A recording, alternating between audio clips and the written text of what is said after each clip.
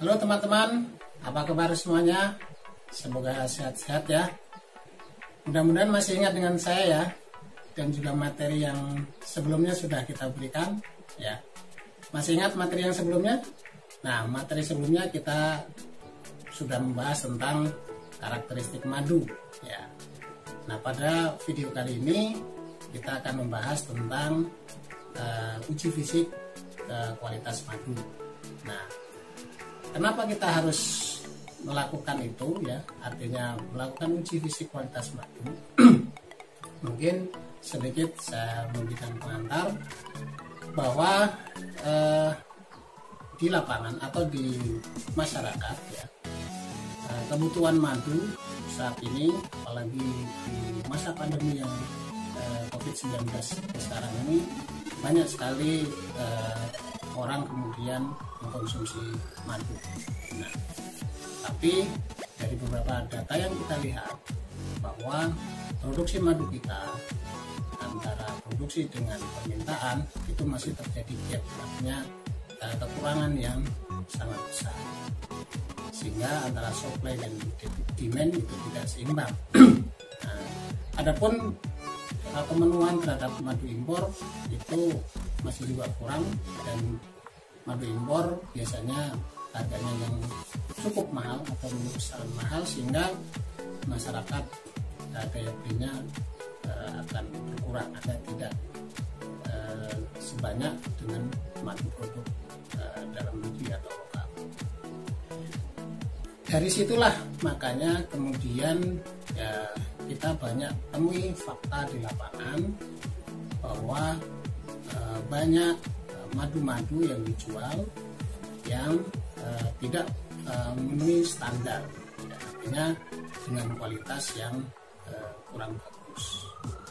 Nah, itulah pentingnya kenapa kita pada kesempatan kali ini coba nanti mengidentifikasi bagaimana madu yang bagus, yang memiliki kualitas bagus, dan bagaimana madu yang memiliki kualitas yang kurang bagus.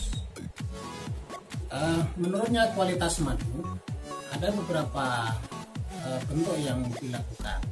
Yang pertama adalah dengan melakukan penambahan jumlah dengan bahan lain ya. Jadi madu asli ditambahkan dengan bahan lain, kemudian akan meningkatkan volume. Nah, bahan lain yang paling mudah dan ya paling murah itu adalah dengan menambahkan gula.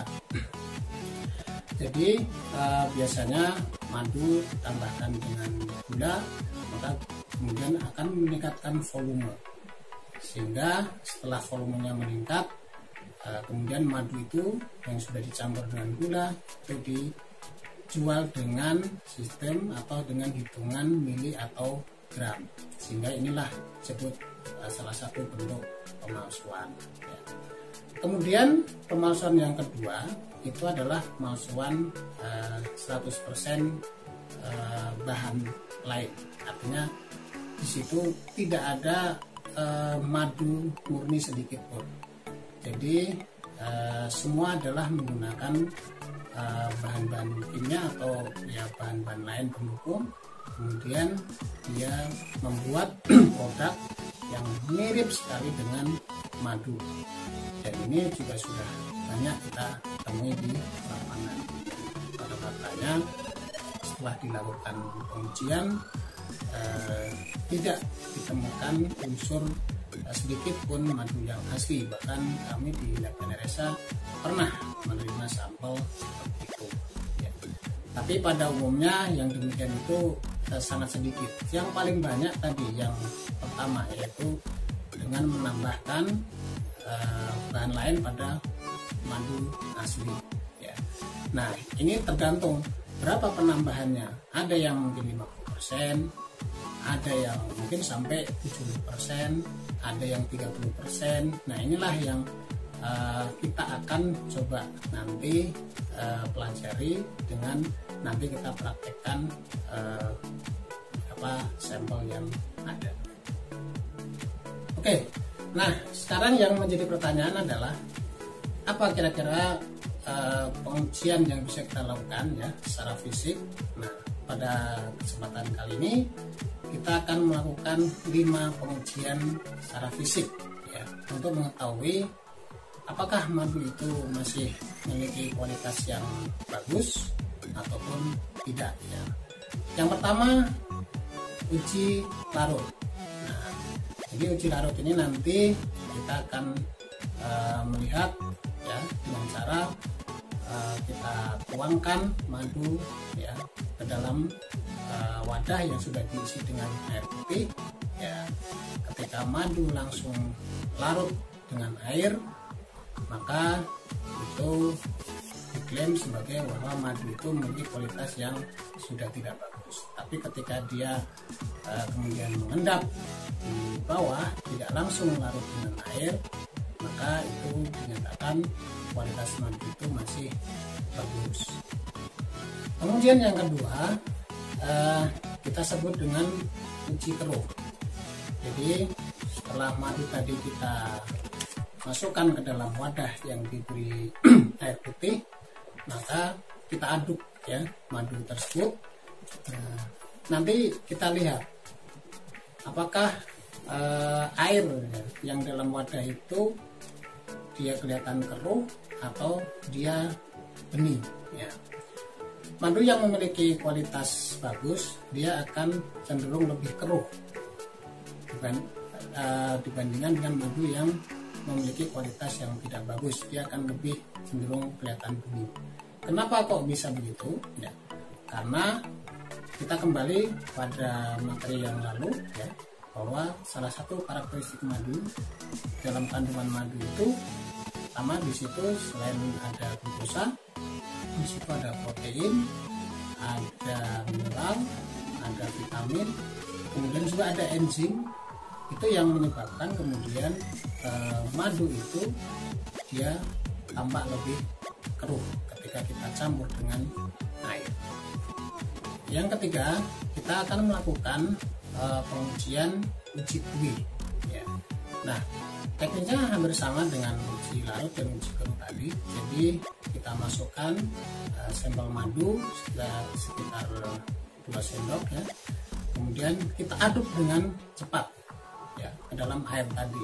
Nah, kemudian nanti akan kita lihat apakah akan muncul buih atau tidak pada larutan tadi ya. Ciri madu yang bagus itu adalah dia akan keluar buih banyak dan kemudian buih itu akan bertahan lama. Nah, itu ciri madu yang bagus. Nah, ketika kemudian buih yang timbul itu sedikit dan kemudian cepat hilang, maka itu diindikasikan kualitas madu itu sudah kurang bagus. Nah, banyak tidaknya buih tadi itu dipengaruhi oleh aktivitas enzim yang ada di dalam madu tadi. Makanya kalau semakin banyak madu yang ditambah dengan bahan lain, artinya berarti enzimnya semakin sedikit, maka ketika kita coba larutkan ke dalam air, maka otomatis buihnya juga akan sedikit. Tapi kalau madu asli, karena enzimnya masih banyak, nah itu makanya buihnya akan banyak. Selanjutnya, uji yang keempat adalah uji koagulasi. Di sini kita akan mengujikan madu pada kuning telur. Nah, kemudian kita campur atau kita aduk madu dengan kuning telur. Jika terjadi koagulasi atau koagulat ya, maka diindikasikan madu itu memiliki kualitas yang masih bagus. Tapi jika tidak terjadi koagulat, maka diindikasikan madu itu kualitasnya sudah kurang bagus. Nah, kenapa bisa terjadi koagulat? Jadi kita lihat bahwa pada struktur kuning telur itu ada protein di situ yang sangat tinggi. Nah, protein sendiri itu terdiri dari asam amino. Ya. Asam amino yang dia bisa ada asam amino yang sifatnya asam dan juga basa. Nah, kemudian ketika itu kita campur dengan zat yang sifat asam, ya artinya madu tadi kan sifatnya asam. kemudian ketika dicampur dengan asam amino yang sifat basa dan kemudian bertemu dengan zat asam yang ada pada madu, maka itu akan merusak struktur asam amino tadi sehingga terjadi koagulat. Maka kalau madu yang asli artinya sifat asamnya masih tinggi, itu cenderung koagulatnya akan kelihatan sekali dibandingkan dengan madu yang sudah dicampur dengan bahan lain. Tentunya sifat asam pada madu sudah mulai berkurang. Yang terakhir atau yang kelima adalah uji segi 6. Di sini kita akan menggunakan sebuah piring ya, kemudian kita tuang madu di sana dan kita siram dengan air sampai tertutup. Kemudian kita akan goyang. Nah, madu yang memiliki kualitas bagus itu akan terbentuk segi 6 yang sangat jelas. Dibandingkan dengan madu yang kualitasnya kurang bagus, dia segi 6-nya akan sangat tipis atau kurang jelas. Nah, dari beberapa literasi hal ini diduga ya, karena madu itu terbentuk atau disimpan di dalam sarang lebah yang berbentuk segi 6. Kemudian karena pengaruh goyangan air ya, gelombang air, maka itu yang menyebabkan kemudian akan terbentuk segi 6 yang pada madu itu yang kita uji cobakan. Baik, untuk lebih jelasnya nanti kita akan mempraktekkan ya, 5 pengujian uji fisik tadi ya pada sampel yang ada. Kami di sini memiliki 2 sampel madu yang kita dapat dari berbagai sumber ya. Nah, nanti dari 5 pengujian tadi terhadap 2 sampel tersebut, nanti teman-teman bisa menilai mana yang paling banyak mendekati parameter sesuai dengan yang tadi saya jelaskan. Artinya yang semakin banyak mendekati parameter itu berarti itu memiliki kualitas yang bagus. Baik, di sini kita sudah siapkan 2 sampel madu ya. Ada madu A dan madu B ya. Nah, sebelum kita melakukan pengujian secara fisik tadi, kita akan uji dulu kadar air madu dari 2 sampel tersebut, karena salah satu tolok ukur dari kualitas madu itu adalah kadar airnya ya. Sesuai SNI atau Standar Nasional Indonesia, maksimal kadar air madu itu adalah 22%. Nah, bagaimana cara mengukur atau melihat kadar air madu? Kita gunakan alat ya, namanya refraktometer ya. Di sini kita memiliki 2 jenis alat refraktometer. Ada manual ya, yang sebelah kanan, tangan kanan ini manual, dan yang sebelah kiri ini yang digital ya. Prinsipnya ini sama ya, cuman teknik untuk melihat angkanya saja yang berbeda. Kalau manual itu harus diteropong, tapi kalau yang digital nanti sudah akan muncul angkanya. Nah, oke, kita akan praktekkan yang mudah saja ya dengan yang digital ya. Jadi caranya mudah. Kita nyalakan ya, kemudian kita tuangkan ya pada prisma. Lensa prisma ini sedikit saja sampel madu kita. Oke, kemudian tinggal kita pencet start ya.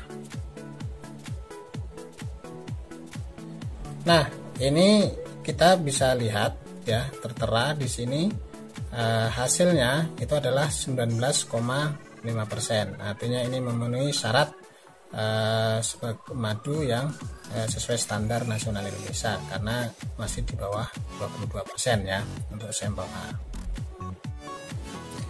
Nah, selanjutnya kita akan coba menguji untuk sampel yang B. Caranya sama dengan yang sampel A tadi. Kita tuang sedikit ya pada lensa prismanya, dan kita tekan tombol start. Nah, di sini muncul angka 17,1% ya. Ini berarti lebih kental daripada yang madu tadi ya. Oke, jadi dua-duanya ini memenuhi SNI ya dari sisi kadar air. Sedikit saya tambahkan ya, kenapa SNI ya itu menetapkan maksimal kadar madu itu adalah 22%, karena pada kadar air tersebut itu sudah tidak terjadi lagi fermentasi ya, sehingga ketika tidak terjadi fermentasi maka kualitas madu itu akan terjaga ya, artinya kualitas madu itu akan bisa bertahan lama. Tapi kalau di atas 22% maka itu akan terjadi fermentasi, sehingga itu akan menurunkan atau cepat menurunkan kualitas madu. Makanya suka kita temukan di lapangan ketika kita membuka botol madu itu suka keluar gas atau bahkan sampai meledak. Itu berarti kadar airnya masih terlalu tinggi, jadi terjadi fermentasi. Nah, kalau seperti itu kualitas madu akan cepat sekali menurun bila dibandingkan dengan madu yang tadi kualitas kadar airnya di bawah 22%, sehingga dia akan lebih lama umur simpannya juga.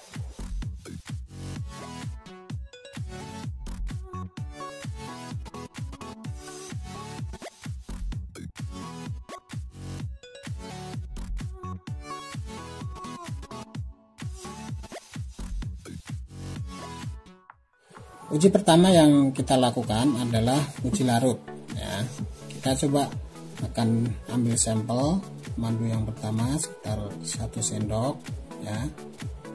Kemudian kita akan tuangkan kepada air yang sudah ditaruh di dalam wadah pelan-pelan ya sampai habis.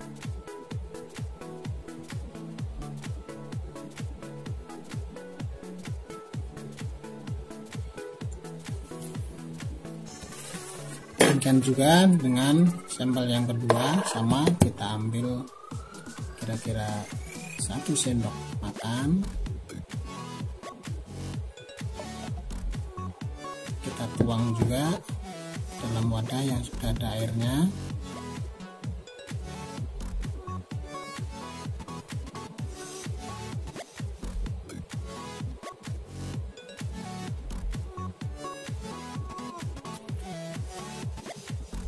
Oke, nah sekarang kita lihat ya dari kedua sampel apakah semuanya langsung larut ke dalam air ya.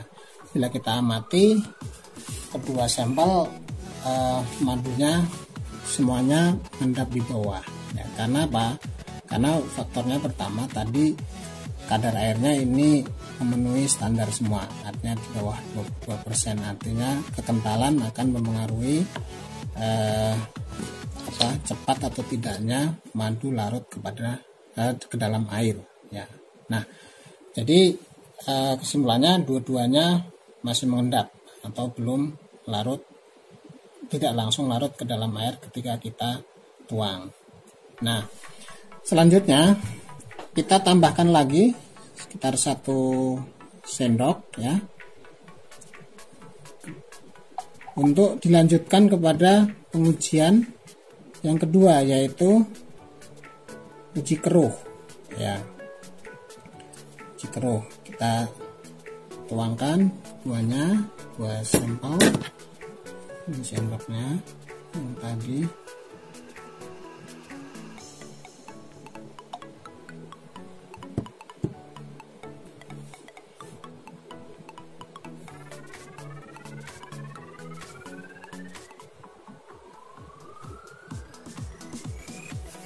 Oke. Nah, di sini kita akan aduk ya, dua-duanya kita coba aduk secara bersamaan sampai semuanya larut ke dalam air ya, sampai semua madu larut ke dalam air. Kemudian nanti akan kita lihat, kita bandingkan. Tadi madu yang kualitas bagus harusnya dia cenderung lebih keruh ya. Oke, saya kira semua sudah larut. Oke, nah dari kedua sampel bisa kita lihat ya, tingkat kekeruhannya ternyata berbeda di sini. Nah, di sini mulai ada perbedaan ya. Sampel A, kalau kita lihat ya, misalkan dari samping, arah samping ya, ya. Nah, sampel A itu lebih keruh daripada sampel B ya. Tadi ingat ya di awal atau di materi yang sebelumnya bahwa kandungan madu itu selain di situ ada glukosa, di situ ada protein, ada vitamin, ada mineral, ada enzim ya, kemudian juga yang lain-lain ya.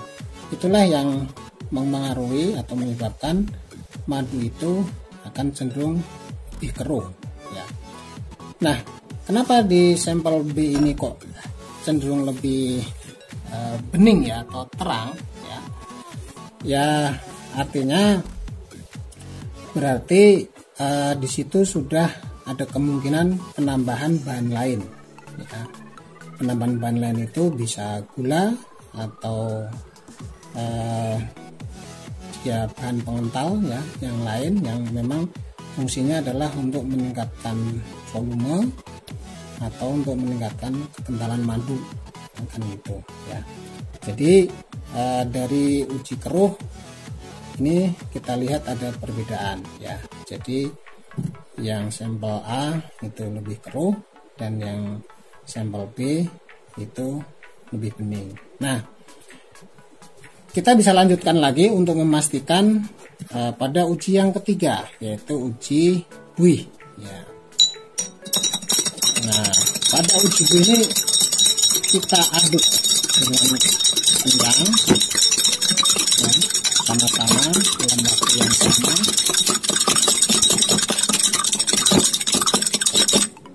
Sampai tumpah-tumpah nih yang kerasnya.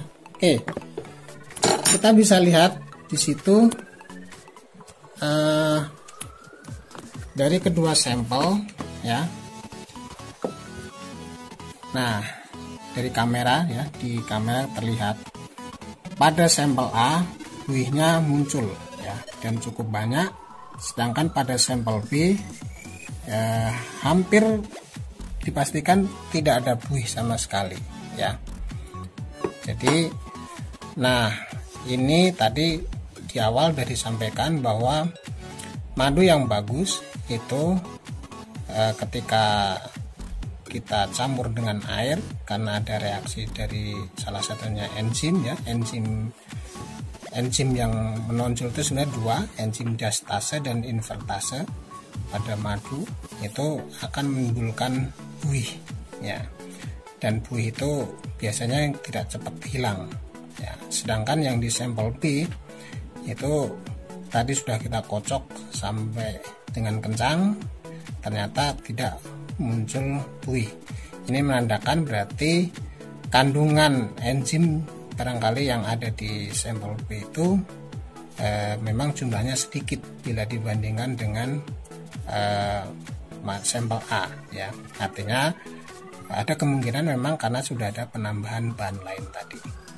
Oke, selanjutnya uji yang keempat kita akan menguji pada kuning telur ya. Nanti akan kita lihat terjadi koagulat atau tidak ya dari kedua sampel. Jadi caranya sekitar 2 sendok madu ya. Ini kuning telur sudah kita siapkan ya. Kita ambil kuning telurnya ya, karena yang proteinnya tinggi ya. Oke, kita biarkan menetes. Kemudian sampel yang kedua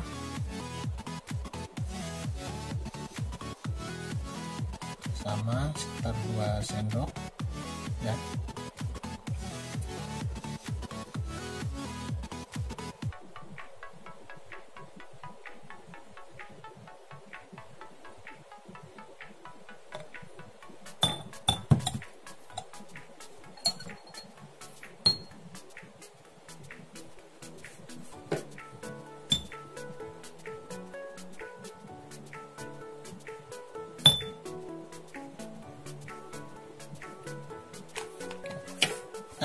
kita aduk ya, kita aduk bareng-bareng ya. Kita aduk mana yang paling lebih terjadi koagulat, dan biasanya ditandai pertama baunya juga bau amis yang ada pada telur itu biasanya sudah hilang ya kalau dengan madu yang asli ya. Oke, ini kita bisa lihat ya terjadi penggumpalannya, ada perbedaan kira-kira. Di sini yang kanan penggumpulannya lebih kelihatan ya, lebih terjadi mengental ya, seperti bentuk kristal-kristal bila dibandingkan dengan yang kiri ya. Nah tuh kelihatan kan, dia akhirnya kayak seperti adonan ya. Kemudian kita juga bisa bandingkan lagi dengan dicium ya.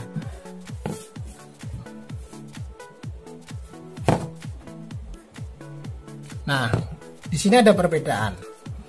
Pada sampel A ini bau amis yang ada di telur ya, kuning telur itu nyaris sudah hilang. Tapi yang di sampel B di sini masih bau amis, telurnya masih muncul. Karena kenapa yang di A ini amisnya hilang ya, karena protein tadi sudah dirombak atau rusak dengan adanya zat asam yang ada pada madu tadi itu ya, yang mempengaruhi. Maka kemudian orang bilang telurnya jadi kayak setengah matang gitu ya, jadi sudah rusak, makanya bau amisnya itu sudah agak berkurang. Bahkan di sini yang ada dominasi malah bau madu ya, bila dibandingkan dengan sampel B itu bau amis telurnya masih cukup menyengat. Baik, yang terakhir kita akan uji dengan uji segi 6 ya. Caranya sama tadi, kita masukkan 2 sendok madu ya dalam piring yang terbuat dari porselin. Kenapa terporselin? Supaya nanti kelihatan tampak jelas ya segi 6-nya. Nah setelah itu kita tuang,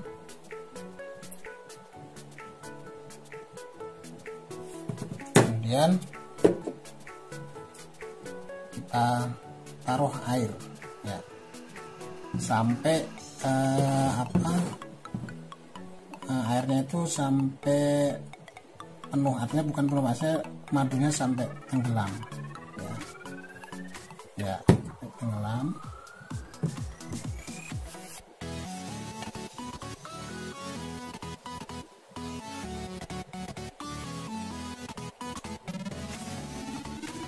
Oke, yang sudah, sekarang kita coba putar ya, putar. Nah biasanya nanti akan kemudian dia terbentuk angka atau segi 6-nya. Nah itu kan kelihatan sekali, lebih jelas sekali ya kalau madu itu, dan cepat dia munculnya. Oke ya, sampel dua-duanya menunjukkan itu ya, artinya ada memang unsur madu asli di sana ya. Nah pertanyaannya berapa persen kan gitu. Oke, saya kira itu cukup untuk yang uji ke 5 ya, yang terakhir. Jadi sebenarnya dengan 5 pengujian tadi ya secara sederhana kita bisa menentukan madu yang misalkan kita miliki itu bagus atau tidak ya, secara sederhana. Karena kalau melalui pengujian lab atau kimia, pertama lama, dan yang kedua mahal juga biayanya. Oke teman-teman, kita sudah selesai menyelesaikan ya uji fisik ya dari 5 pengujian ya, dari 2 sampel yang tadi kita siapkan. Nah teman-teman mungkin sudah bisa menilai mana kualitas madu yang baik, mana yang mungkin kurang baik dari kedua sampel tadi. Jadi paling tidak ada 3 uji yang tadi ada perbedaan yang sangat menonjol ya. Pertama dari uji keruh, kemudian uji buih, dan uji koagulat ya. Jadi di situ sangat menonjol sekali perbedaan dari sampel A dan sampel B ya. Nah itu saya kira ya sederhana sebenarnya, tapi bisa menjawab permasalahan yang ada di masyarakat yang selama ini selalu muncul. Bagaimana sih mengetahui madu itu kualitasnya masih bagus atau tidak, atau memiliki kualitas yang bagus atau tidak ya. Jadi ini merupakan hasil penelitian ya yang sudah diujikan memang ya. Jadi secara sederhana, mudah dan cepat, intinya seperti itu ya. Sebenarnya bisa juga kita melakukan uji lab dengan akurasi sampai 100%, namun kan tidak mungkin kalau orang mau beli madu, sebentar ya saya uji lab dulu ya, kelamaan kan gitu. Nah, dan biayanya mahal ya, itu yang utama ya. Baik, saya kira untuk pertemuan kali ini cukup sekian. Terima kasih teman-teman yang sudah melihat atau menyaksikan video ini, semoga bermanfaat dan sampai ketemu pada video-video berikutnya. Jangan lupa dan jangan bosan dengan saya ya. Salam, sampai jumpa.